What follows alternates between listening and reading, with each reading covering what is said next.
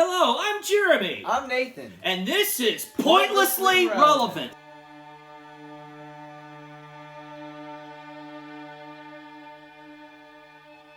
We have a great show for you today, and our special guest star, Nathan Ginsberg from Awkwardly Amazing, a new and yet awkwardly amazing YouTube site. I hope that you guys check Nathan out over there. Nathan's going to help me out as a representation of the younger audience on a subject that is very dear to my heart. Yes. I love horror films. I do. I love horror films. That is definitely a pointlessly relevant topic of discussion for me. It is a passion for me. And what we have done is that we have picked our top 25 favorite horror films. Yeah. And quite frankly, this was not easy. We made a list of about, what? 108? 108. Right at 108 horror films that might have made the list. And we compared each one against each other. Yeah, it was difficult. And I was surprised with what didn't make it. Yeah, I was too. You know, kind of frustrating. It's frustrating because you see these films as like, well, it's not like these are bad films. It's just so many of these are so close together. Yeah. It's ridiculous. But you know, it is what had to be done. I hope that you enjoy this. We're going to go through our 25 to 11 fairly quickly, and then we're going to take our time with the top 10. And give you some thoughts about why we consider those to be elevated amongst the others. Now, we understand the difference between an enjoyable film and a great film. But when it comes to horror films, you judge them a little bit differently. There are horror films that did their job and horrified me to the point where I didn't like them. It was not an enjoyable experience. There's no rewatch ability. Yeah. All right? And we're going to talk about a couple of those because they do make our honorable mentions, but this definitely is a combination of both great horror films and our personal favorite, and we kind of blended them in, all right, to make our top 25 horror films overall. All right, so are you ready, buddy? Yeah, I'm ready. Are you excited for everybody to know what you're thinking? Yeah, I'm really excited. All right, let's do this. I'm going to go ahead and I'll hold the list for you, and you start at 25 and make your way to 11. All right, 25, It Follows. 24, Halloween. 23, The Void. 22, VHS. 21, As Above, So Below. 20, 47 Meters Down. 19, Blair Witch Project. 18, Conjuring. 17, Insidious. 16, Nightmare on Elm Street. Woo! 15, The Forgotten. I haven't seen it. It is good. I've heard that. It's very good. 14, Dawn of the Dead, 04. 2004, okay. 13, 28 Weeks Later. 12, The Shining. 11, Get Out. Now an Oscar-winning screenplay. Really Get good Out. movie. Wow, okay. All right. That's your top 20 films. Yeah. Okay, that's 25 to 11. Okay. That was some interesting titles there. There's some of those I'm like, it has to be in the top 10. Yeah. But it just doesn't get there for whatever reason. And it's so I know it's frustrating. I went through the same frustrations. All right, you want to hear my top 25? I do. Okay, starting at 25, working up to 11. And yes, I know. You will definitely see a piece of Jeremy in this. For those of you who know me, you know I love zombie films. But that's a topic for another time. However, you will hear a lot of zombie films in this. Yes, Cameron, thank you very much. Number 25, The Conjuring. Number 24, The Exorcist. Number 23, The Hills Have Eyes remake. I actually do think it's a better film than the original. Number 22, Day of the Dead, 1985. Number 21, Diary of the Dead. Number 20, Land of the Dead. Number 19, 28 Weeks Later. That's like 4 or 5 straight, by the way. Number 18, The Monster Squad. Yes, I know it's a horror comedy, but it is still in the horror subgenre, and horror has several subgenres, so I included it because I love the film. It's one of my favorite films. Number 17, Brawl in Cell Block 99. Again, I know that's more of an action film, but make no mistake, anybody who has seen the film will tell you, it's a horror film. It's a horror action drama film. And I loved it. I thought it was incredible. Number 16, Train to Busan. I'm really into that level where it's not in the top 10. Yeah. Okay. But number 16, Train to Busan. Number 15, Night of the Living Dead. Number 14, the new version of the film, It. 13, believe it or not, Event Horizon. Number 12, The Thing. number 11, Jaws. And then I get to my top 10. So let's take some time here and begin with your top 10 and kind of go back and forth between each one, okay? All right, I'm down with that. Okay, your top 10. Go ahead, let them know. My top 10, number 10 was The Strangers. Okay, The Strangers. All right, why is that? The realistic perspective that the film gave with, these people intruding in on a married couple. Mm-hmm. And then just terrorizing these people all night long. Yeah. That's terrifying. It is. Scott Speedman and I believe it was Liv Tyler. Great leads, right? Mm-hmm. They made their acting ability took a simple concept and made it horrifying. Oh yeah, and you can't forget the moment of suspense you got when you heard someone walking through the hallway and he shot his friend in the face with a shotgun. Yes, yeah. And obviously, spoiler alerts, but yes, you should know that going yes, in already. Yes, and that's when things were taken to a whole new level because. I agree. You know, it reminds me of the film The Grey, which is not a horror film, but at the same time, The Grey was one of the first films that I watched, and I said, every time somebody dies, it feels important because it feels real. Yeah, and The Strangers captured that. Oh yeah. Okay. Oh, yeah. Is that your number 10? Oh yes, sir. My number 10 is It Follows. Okay, I am very respectful of this film. All right, yeah. I like the original concept, but here's the deal as well. This idea, and there's long been this subgenre, this concept within horror films about morality, okay?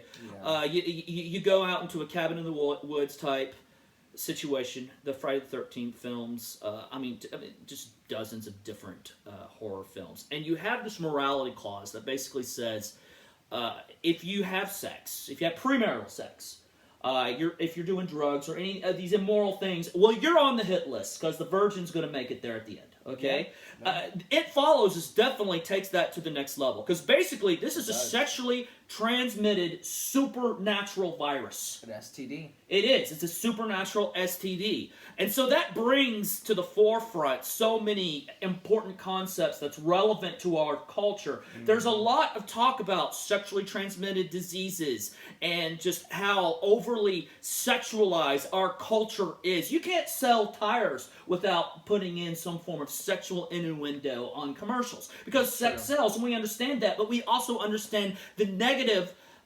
consequences to that as a society. And we're seeing those negative consequences in how it's affecting our society. You see that front and center in this film.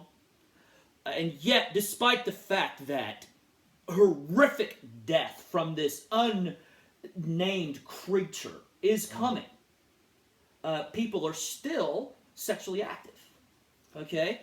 Yeah. The film makes some very bold choices. The film also, the creature in of itself can look like anything, and you don't understand the relevance of why the creature picks that particular person to look like unless you're looking for small details. Yeah. Like, you see this random man in the big finale battle scene between the teens and between the creature in the pool at the end, and it's this random man. It's not a random man if you were paying attention. Yeah. Because if you saw the family photos, it was the father who evidently is deceased. Yes. Because that would make the most emotional response from its target. Yes. And listen, wherever you go, it's walking, and it follows you, and eventually it will catch up. Yeah. And it's a scary film.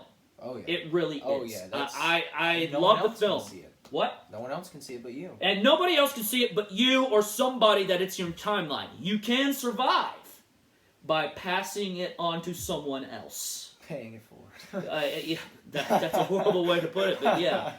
By passing it on to someone else, by having sexual intercourse with someone else. Yeah. Which brings to some more, issues of morality and survival in the film, and it's really, it really asks some very bold questions, and I respect the film for that. Oh, yeah. My number 10 is It Follows. How about your number 9? My number 9 is the new version of It. Okay. Yeah. I love this film. The reason I really liked it is because I'm really scared of clowns. Okay. All right. I really do not like clowns. All right. And another thing I found out was that the cast of all the kids had never seen Pennywise until the garage scene. So correct. their reactions were genuine reactions. And the way he talked to Georgie, the way he messed with the kids and picked them off one by one at first, it totally messes with my mind. Yeah, I agree. I thought that was a masterfully done job. Oh, yeah. You felt the pity for the kids that were in this nightmare situation. Also, it's a coming-of-age film as well. And you get attached to Billy. You definitely, because of his loss of his brother, and that was tough. It's a bold film. I mean, still in most horror films, you just don't kill kids. Mm-hmm. We've gotten past that for a good bit, but it's still a taboo subject. And that opening scene where the Pennywise bites his hand off and he's crying for his hand, and you see the hand reaching. I mean, especially as a parent, that's terrifying.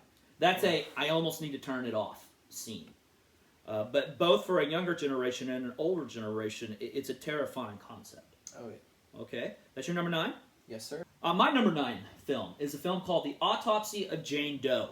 Okay. It is not a very famous film. Not a lot of people have seen it, but it's definitely one of those that when I sit somebody down and say, let's watch this, it gets to you. For one thing, the two leads are great actors, Emil Hirsch, and unfortunately, I can't remember the name of the guy playing him, but you'd recognize him. He's in a lot of films. Both are great actors, and they really bring the story to a fold. At the beginning, you see this murder scene in a random house. Something horrific has happened, and in the basement is a teenage girl who is being buried, who evidently had been buried, okay? A nude body is brought to this father and son team, and they are basically a CSI group, okay? They're a father-son team. They analyze bodies, do cause of death, and that kind of deal. And the sheriff lets them know, we need this tonight. It starts off as this great mystery, and slowly you start to realize, what? There are moments of sheer terror as your brain starts to unravel what possibly could be going on here. There are moments of just great subtle horror.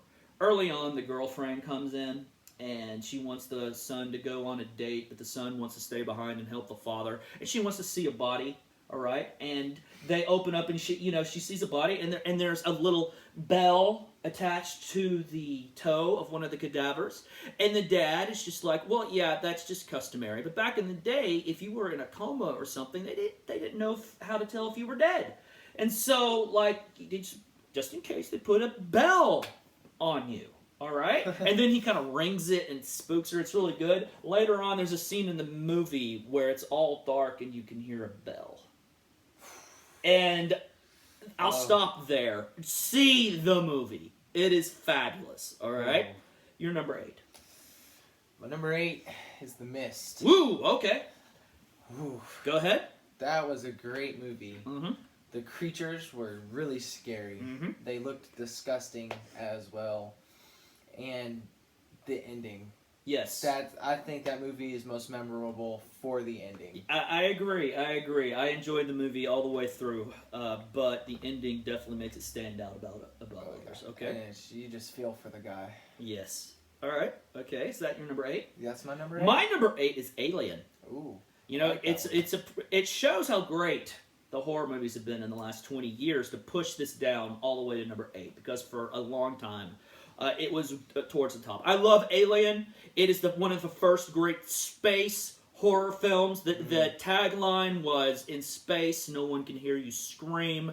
The claustrophobia.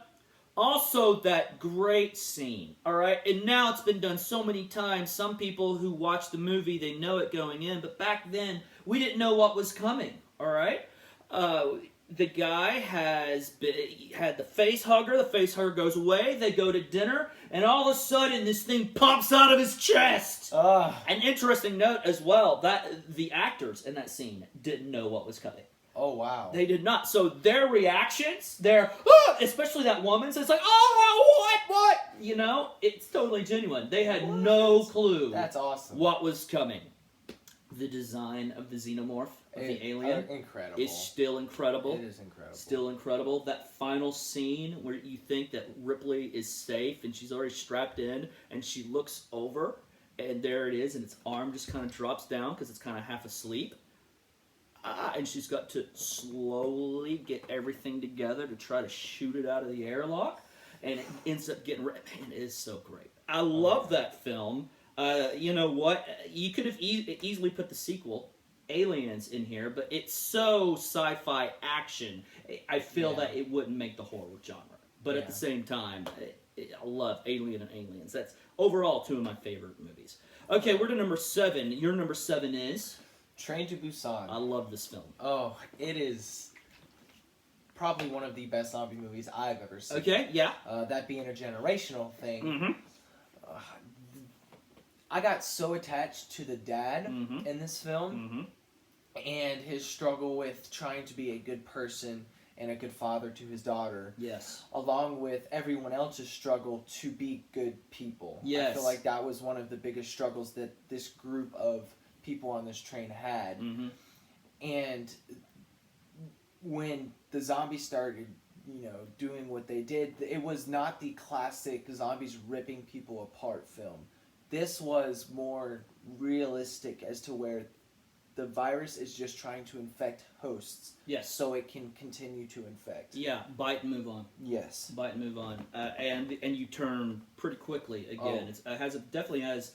You could say it could be in the 28 Days film universe, except these are real zombies. They're not just infections. They're dead brought back to life. Oh, yes. Okay, no, I agree. That is one of my all-time favorite zombie films. I love Train to Busan. I love... I also love that anyone can go. Mm-hmm. All right? Anyone can go. There's great sequences. The trick about, when they're in the dark, they kind of go into hibernation. So when they go through train tunnels, you get this brief window. The epic sequence where the big, tough Korean guy is just going through them left and right. Or how about the epic scene where there are hundreds, maybe even thousands of extras playing the zombies or following that train. My goodness, yes. Right? And they're holding on to each other. Oh, that was... I don't Train to Busan is brilliant. Oh, yeah. And it has as emotional an ending as you're ever going to get. Oh, yeah. South Korea knows how to make films. Yes, all right? they I do. love South Korean films. Yes, they do. And Train to Busan is a great example of that. That's excellent. Thank you. Oh, yeah. My number 7 is The Descent by Oh. Neil Marshall. I love The Descent. Oh. I went to see it in the theaters twice. I remember when it first came out. I love Neil Marshall as a director. And this is one of those things. He hasn't done a lot of film in the last 10 years because he's been helping out with so many TV shows, Game of Thrones included. But he's going back to film because he is now writing and directing the horror version of the next Hellboy film. Ooh. I know. So I'm really excited about The Descent. It takes a very simple concept. Bunch of girls go into a cave and there's monsters in the cave. However, because of brilliant directing and really good at casting, it pushes it forward and elevates it, okay? Mm-hmm. Now, show this movie with a person that doesn't know what it's about and say this is just a really good horror film. And so many surprises, okay? You watch the film more than once, and from the moment they come into the cave, you realize, wait, I see one of the monsters. Yeah. There's one of the monsters right there, because they don't show themselves till like halfway into the film. And it's brilliantly done when that happens. Also, these are not, oh my goodness, monsters, let's just huddle until they eat us women. These are survivalist, tough women. They are fighters. Okay? They are fighters. Survival mode kicks in. This is survivalist horror, and it is brilliant. It is. It is brilliant. It really is. Something that also has to be said, I think, is a very teachable moment. One of the side plots of this film is the main character in the opening scene, her husband and her son are killed in a car accident that she survives. And then a year later, she agrees to go on this excursion, and this is for her an emotional journey to get past that. At one point, she gets stuck in the cave long before the creatures even show up, and we know they're a factor. And she's hyperventilating, and she's stuck, and her friend looks at her and says, "You've already survived the worst thing that could ever happen. What's wrong with you?" And there's this moment where she realizes what this trip really means to her, and you can see that in the actor's expressions, and she calms down and comes through. There are moments of power like that throughout the film. If you haven't seen The Descent, it's truly a fantastic, horrifying experience. Your number 6 is The Descent. The Descent. All right. What's your reasoning for it? I loved how the monsters could not see, but they could hear. Good one. And I feel like they nailed that down perfectly with any sound you made. They were there. Mm-hmm. They did not waste time. They knew the cave too. Okay. And I feel like maybe they were ancient creatures that had been there for who knows how long.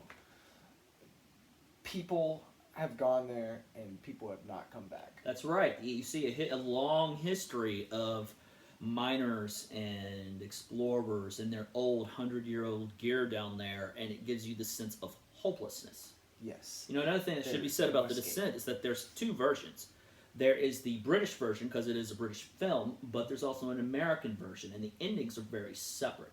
Mm-hmm. Now, because there is a Descent 2, which is why the American version changed it, because they know, hey, it's an awesome film, we can make money off of a sequel that was marginally good at best. But in the ending of The Descent, probably the version you have seen, at the end she falls and finds this thing of bones that leads up to a light, and she gets out and she escapes, and that's the end of the film. In the original British version, she gets in her car and she escapes, and then she's in an accident in the car, and then she wakes up back at the bottom of the cave, and you can hear the creatures coming in around her.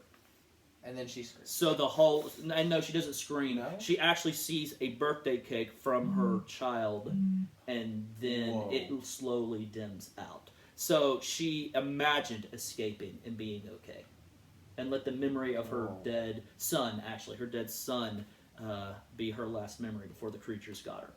It is a much grimmer that just ending. Gave me chills. It is a much grittier ending. Okay, that was your number 6 and my number 7. So it's time for my number 6. All right. Let's go old school. Frankenstein, the original black and white Frankenstein. I still love this film. I still love showing people this film. Does the scares hold up today? Maybe a little bit in a couple of the scenes, but the story and the realism still holds up today. Okay. Now back then, just the concept of having a movie where you're in a graveyard digging up bones was so horrifying that people died of shock. They had to stop the movie from being released and then re-release it with a warning at the beginning of the film. Whoa. All right. It horrified people, and the idea of stitching it all together and making it work. But the movie still works. The scene where its hand is moving and Dr. Frankenstein goes nuts. He's like, "It's alive! It's alive! I now know what it means to be God." Well, he regrets that statement pretty quickly. Because it just goes downhill from there. You know what? Boris Karloff brilliantly portrays the monster. Brilliantly portrays it. There's stories. You can't tell what's true from fiction now because it's coming up on 100 years, I believe. But there's stories that the back brace that made him that he had to wear to look taller, like it made him about 6 inches taller, literally by the time he was done filming the film. It was a painful back brace. The makeup was heavy. Also, another scene that would be controversial even today if they did this. They murder a child in the film. The scene where, listen, he's a baby.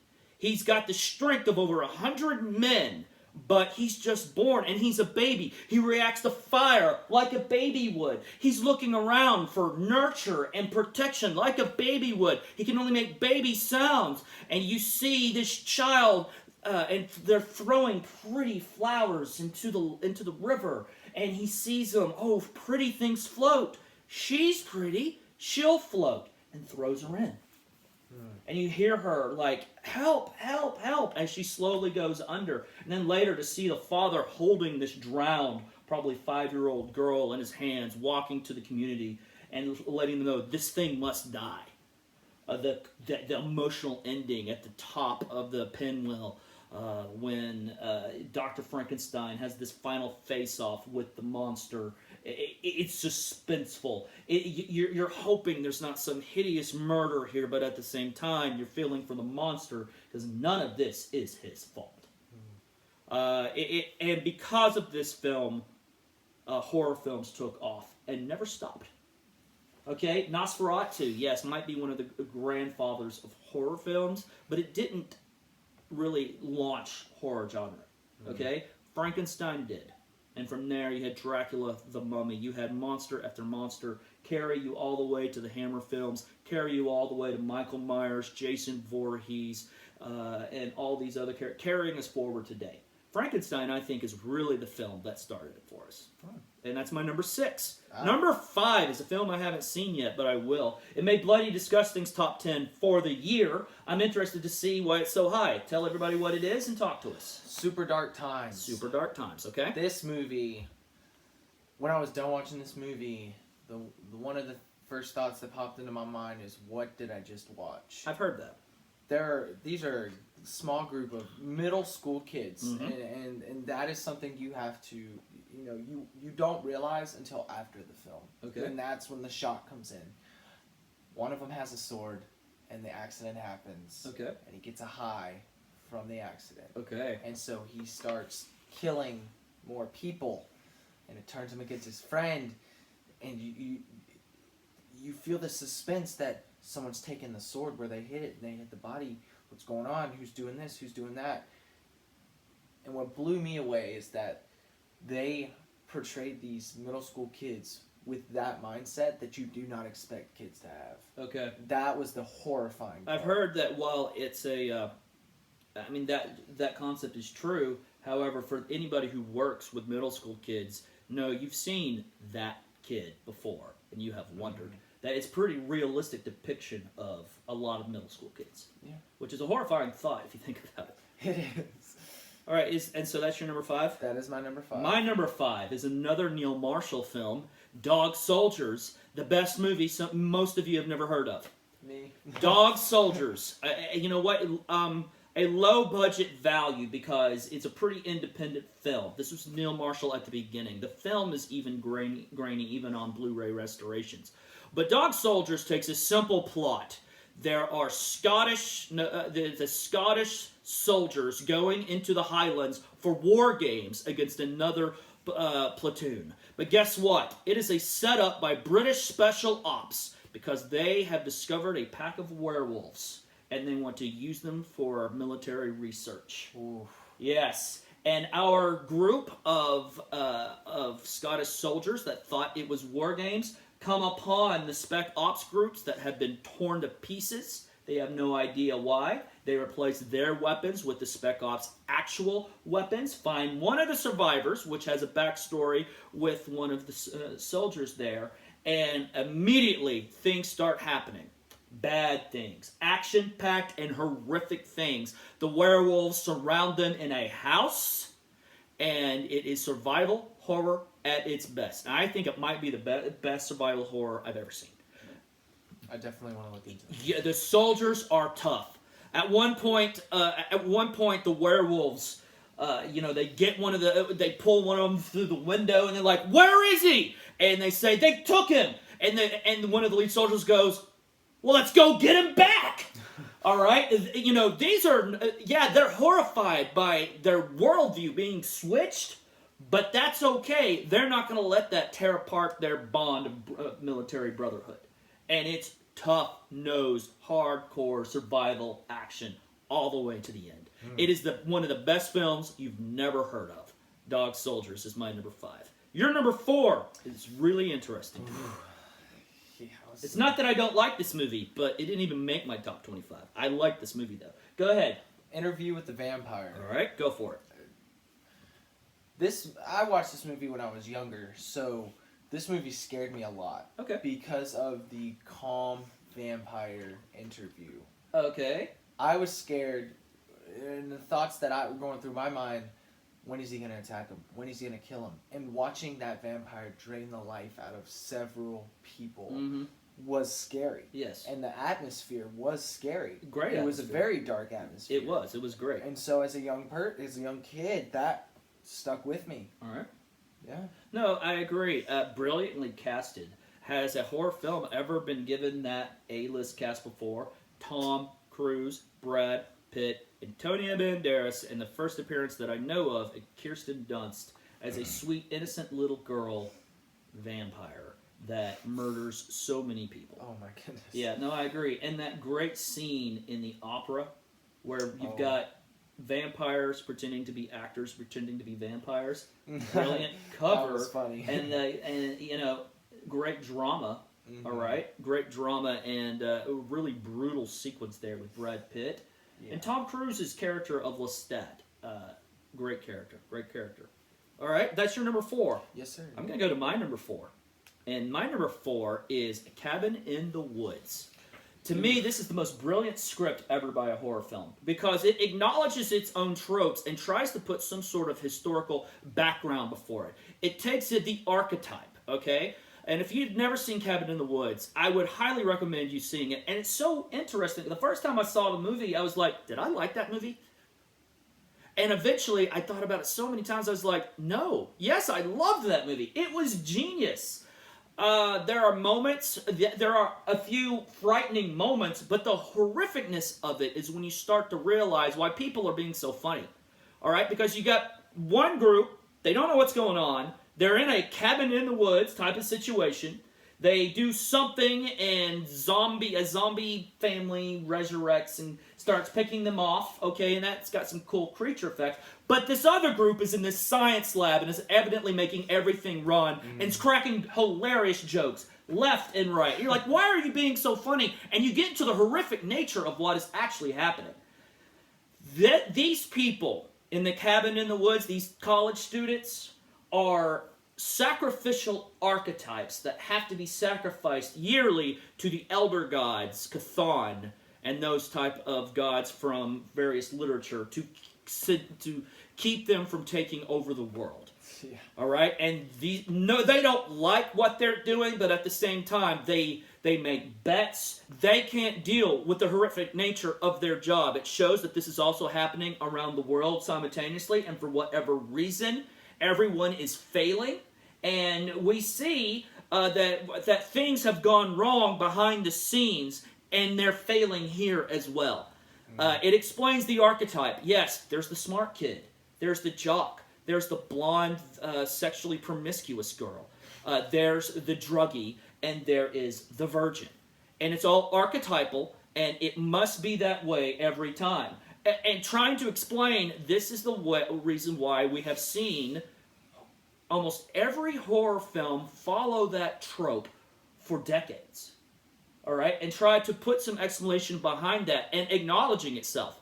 And you know what? It's not just surreal horror, because it gets into epic battles, okay? Because our college students start to realize, those who are left standing, start to realize what has happened. And we reveal that they could have been murdered and killed by any one of dozens of situations that they could have sprung into action in the basement. You have to see the whole movie, and you need to see this movie. And at one point, they're fighting for survival. Guards are shooting machine guns at them because they have to die, but they're in the control chamber, and you see the virgin. She says, let's get this party started, and hits the button, and it goes crazy from there as monsters from everything you could possibly creatively think of are released, soldiers versus hideous monsters, to a great explanation by Sigourney Weaver there at the end, to a fabulous ending. It's a genius script.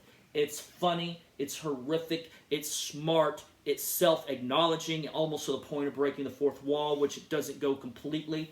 It is a very surreal experience and one of my favorite horror films because of that. And that is my number 4. What is your number 3?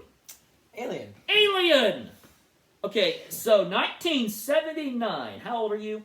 18. 18. Okay, so how does a 1979 film make it into an 18-year-old's list? It's so high. So, as a young kid, I've always watched horror movies, and as a young kid, the first one I watched was The Grudge. And that started my fear of the dark. And then Alien came along, and how easily it hides in the dark. that totally messed with me when I point. watched this movie by myself in the dark. I loved how it was smarter than the humans, and it would pick them off. Smarter than most humans, and it would pick them off. I liked how the face huggers got on the people and made more aliens. That was really creepy and disgusting. It was a great film, and I really loved the alien. Okay. That was my favorite part. It's such also a great the character most design. part. Yeah. It's standing behind me, actually. No, I agree with all that. alien. I agree with that one. Okay, so that is your number 3. Yes, sir. My number 3 All right. is The Mist. Yeah. It's interesting because I have talked to people who have seen this movie, and the things that I say are great about the movie, they're on the polar opposite and say, no, this is what makes the movie terrible. And I find that really interesting how polarizing this film is, and we're not even talking about the ending yet. Okay? Like, for me, I watch this movie and I say, this is how people would act. This is me and one of my father-in-law, Don Finley's favorite films to watch together. It's very quotable. And I see people, there's this horrificness happening in the outside world. All right? There's creatures in the mist, and some of them are huge. Yeah. Okay? There's creatures in the mist, and the psychology of people in this little grocery store, they're falling apart. It takes only 3 days for most of them to turn on each other. Okay? Because you've got this great bad guy, this lady in the film who is very religious, but is very Old Testament to the point of believing we need to start sacrificing people. Okay, and I really, really wanted to just enter the film with a Bible. Yeah. You know what? I was like, no, that is not what Scripture says. Because if you don't know, I'm a minister by career. I love Jesus and I love ministering to people. And this lady is taking Old Testament scriptures and just contorting the mind and the thoughts of so many people. I also like the fact that Frank Darabont, the director, directing a Stephen King story, he acknowledges this too. He's not talking about religious people. Even some of the good guys are like, you are way too Old Testament in your understanding of the Bible. All right? I appreciate that. Thank you, Frank Darabont, for doing that. Man, the lead role, Thomas Jane and his son, they knock it out of the park. They do. To me, does a really great job. And so many people I've heard are like, the acting is terrible. What? I know. Okay? And there are actually people I sort of respect their opinions on movies most times, but I just can't see it. It could be my experience with people. I have a little bit more. All right? But I always found that interesting. It's like, wow, the dialogue is terrible. No, if people are in shock, especially if they're more of a small town feel, that is how they would talk. Yeah. Simple. Because, that moment of like, tentacles. Yeah. I remember people like, that is so stupid. I'm like, no, that is how they would be. Yeah. All right? And them turning on each other, that's how it would be. The scariest part of the movie is not the monsters. It is the horrificness of the people inside turning on each other. Yeah. Then you get to that ending. And I didn't get to see this movie in theaters, but I did see it immediately once it came out on DVD. And I knew, okay, it's got this really messed up ending. I couldn't guess what it was. But man, when that ending came, it was so difficult. I don't know. I don't even think I have watched that movie since I became a father. But I would say that even now, it would hurt so much more. Yeah. And we're spoiler territory, obviously. But that ending was not in the book. But still, Frank Darabont pushed for that ending because that was the only thing that seemed to make sense to him. It was iconic. It left you with this horrific feeling. And to tell you the truth, for a lot of people, it made people say, man, I hate this movie, it's stupid. No, it's not stupid. You just couldn't handle the ending, which is totally understandable. Yeah, that was intense. But yes, I believe it's a great horror film. Oh, yeah. Which made some of the most boldest choices in horror film. I really do. And that's my number 3, which gets to your number 2. My number 2 Yeah? is The Girl with All the Gifts. The Girl with All the Gifts. Not everybody's heard about this movie, but I've seen it. I love this film. It's not on my list, but I do love this film. You did recommend this film to me. Yeah. Go ahead and tell us why. I like this movie because of the intellectual concept of the movie. It was not so much zombies and people. It was what they made you think throughout the movie. That was scary and terrifying. It takes you 30 minutes to figure out even what's going on. Yeah. Spoiler alert, if you haven't seen this movie, stop the video and go watch it before you finish, because it's so good. We don't want to ruin this experience for you, but go ahead. Yeah, agreed. What she does at the end. Yes. Yes. And at first I didn't understand it, and I had to ask you for questions, and I watched it again, and I finally got it. That second time I watched it, my heart kind of sank. Yeah. Because that was, and no remorse on her face at all whatsoever. No. And it was She was more remorseful for the people who died because of her decision, but she was not remorseful with what she did and caused. I agree. What is she? Exactly, and that is a question that you're playing with. What is she and her friends throughout the first probably 20 to 30 minutes of the film? There's this great zombies take over a military base sequence towards the beginning, and really that's the most in-your-face moments of the film. But the rest of the film has a lot of good sequences, but at the same time, it's a whole lot more subtle. It really is. Mess with your brain horror. I love The Girl with All the Gifts. Surprisingly, not on my list. But still, it couldn't be. All right, my number 2? All right. Number 2. My number 2 is the remake of Dawn of the Dead from 2004. Man, I love this movie. I've seen this movie about 100 times because not only is it horrific, it's rewatchable. Directed by Zack Snyder. Written by James Gunn, the writer and director of the Guardians of the Galaxy films, and so many of my other favorite films, to tell you the truth. Man, this movie was so good. And this is one of the movies that put us back, zombies, in pop culture. It really did. And if you're a purist and you're like, no, I don't like this film because the original was so much better, and zombies can't run, that doesn't make sense. I get it. But this movie helped bring it back for us, okay? George A. Romero, the late, great George A. Romero, God bless him. Yes, he brought us something wonderful, and then we get the experience again. They don't let George A. Romero come back and make Land of the Dead without Dawn of the Dead, bringing it back into pop culture, okay? That great, horrifying opening sequence. Everything's all pretty, although there's warning signs, and it's all nice. The married couple get together, and the next morning, the little girl down the street wakes them up, and she's a zombie! Her jaws have been ripped off, and it's got this great intense opening sequence, and you watch the world end in the first 12 minutes, and it's great.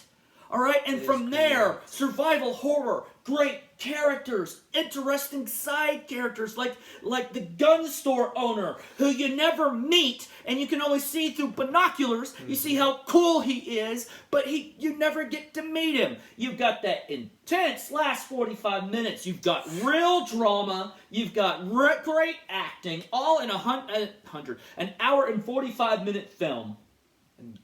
I just love it. It is. You know what? Also, it was one of the first returns to savage, in-your-face horror. We had gotten subtle, okay? We had gotten Scream. We had gotten The Ring and The Grudge, where, boo, ha, scared you, didn't I? Although The Ring is a lot more subtle than that. But still, gore effects were, you didn't see it anymore. Starting with Dawn of the Dead, you did. It was a gory film. All right, there's scenes of chainsaws going through multiple zombies and an accident involving somebody in a chainsaw. The zombie baby. People having their necks bitten off and all this and that. They're not bite and move on zombies. They are devour you zombies. Okay. It is a gory film. It is an intense film. It is an intelligent film. It is an emotional film. At times it is subtly humorous. It is an action-packed film as well. Dawn of the Dead is still one of my favorite experiences. Dawn of the Dead 2004, still one of my favorite experiences. Before we get to number one, for both of our number ones, we wanted to take this opportunity to talk about some of the films that did not make this in this list, our honorable mentions. And we're just going to start naming them off, some of these on this list. Jigsaw, The Strangers, The Howling, Conjuring... Dusk Till Dawn. From Dusk Till Dawn, Paranormal Activity, Blair Witch Project, 47 Meters Down. I really enjoy that. I mean, Wrong Turn, High Tension. Okay, does the ending ruin the movie? But I still really like. How did The Shining not make it? Shaun of the Dead, greatest horror comedy ever. The Silence of the Lambs, one of the few horror films to ever win the Oscar for Best Picture.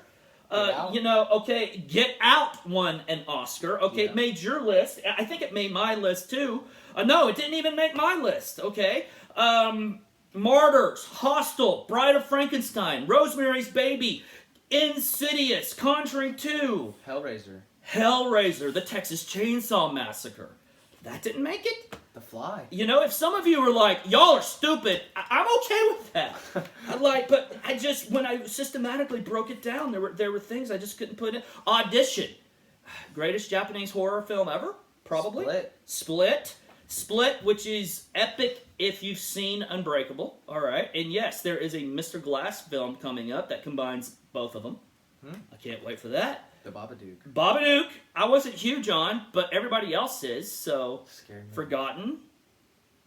For me, Girl with All the Gifts, loved it, but it didn't make it. The Ring, 28 Days Later, what? The Fly, best body horror movie ever. Bride of Frankenstein. Bride of Frankenstein. World War Z. Yeah. The Howling. The Howling, what a lot of people think is the greatest werewolf film ever. I don't. Dog Soldiers. The Void. The Void. Good movie. Great movie. All right. It's time. It is time. Number one. Go.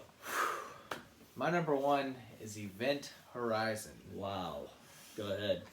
That movie scarred me really bad when I watched that movie. I was like, I was young. I remember I was in high school when it came out. Didn't get to see it in theaters. Watched it on video immediately with a bunch of my friends. And we were all just like, this is horrifying. It is horrifying. The concept of demons in space. Yeah. Blew my mind. You had people with satanic language or writing in their skin. In their skin. But you don't realize that at first. Yeah. You're like, what happened to these people? The Event Horizon was a ship that, sci-fi film, was a ship that used the special, it created its own black hole in its engine so it could zip forward in space. Well, it disappeared for 7 years and reappeared. And so now this other ship comes in to try to figure out what happened, where they went, and what happened to the crew. And it's horrific. Yeah, it is. You got dead limbs floating. You have this main character struggling with his wife. With his wife's suicide. Yes. Okay. And by the way, he's the one who created the engine, which comes to play later in the film. Yep. And he struggles. That is what is killing him in this movie. Yeah. She is the murderer. And it is my opinion, and I've seen this movie several times. It didn't make my top 10. But it was 13 for me. But, in my opinion, I think he created it on purpose. I do, because he wanted to get her back. But it didn't go the way he expected. Some people could also take it to another level and say that none of that really happened. It was just him dealing with his guilt. Yeah, some people have said that. It's interesting because Paul Anderson, the guy who directed this film, he's not known for a depth. He makes brainless action films, okay? The Resident Evil films, that's him. Yeah. The first Alien vs. Predator, that's him, okay? All right? I enjoy his work, but nowhere near academic, okay? However, this film is awesome. It is awesome. He nails the claustrophobia of being stuck in space. He does. And, okay, a couple of things that are truly horrific. One of the most horrifying scenes I've ever seen that really freaked me out more than any other movie, maybe, is when they finally translate the security footage. Oh. And for just about 10 seconds, you don't know what you're seeing, if you've ever slowed it down, but you've just seen something horrifically horrible, and immediately it's, we got to get off the ship.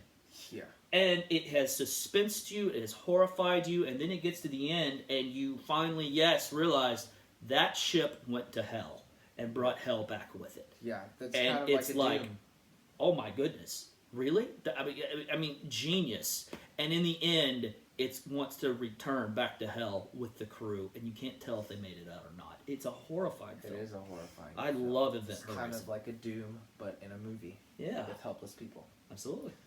It's awesome. I love it. I love it. Okay, so what was my number 2 film?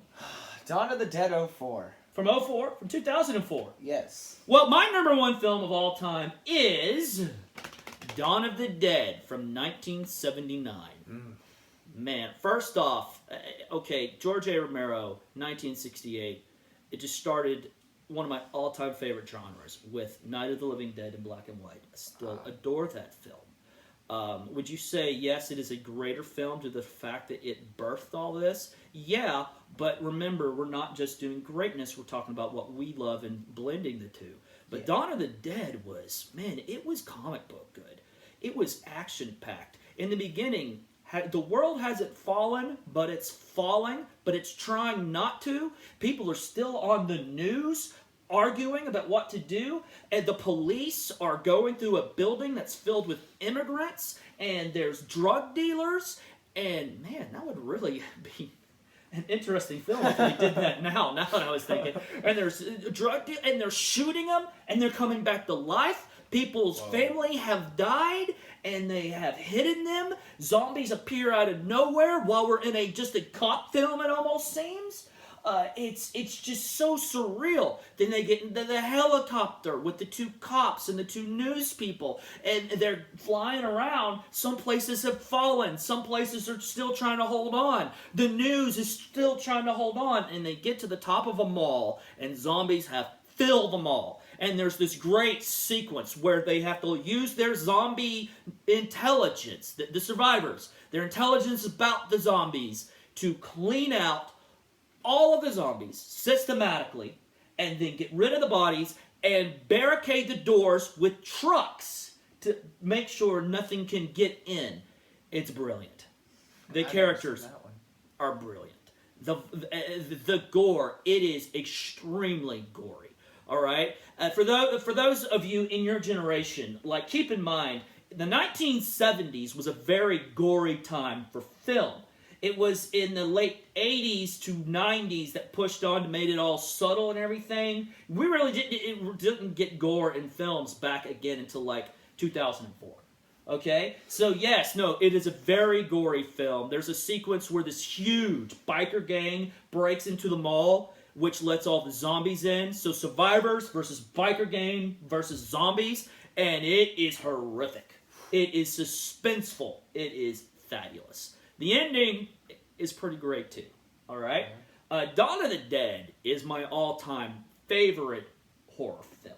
I love it. Zombies are great. Zombies are great. Well, guys, thank you so much for sticking with us in this epically scaled short film that we did about our favorite zombie films. Please don't forget to hit like and subscribe, and hit a comment. Keep joining us on Pointlessly Relevant. Let us know what you're thinking. And don't forget to check out Nathan over at Awkwardly Amazing. Yeah. Awkwardly Amazing, a new site that is awkwardly amazing. And we're looking forward to seeing where he goes with this. Thank you so very much. And remember, stay pointlessly relevant.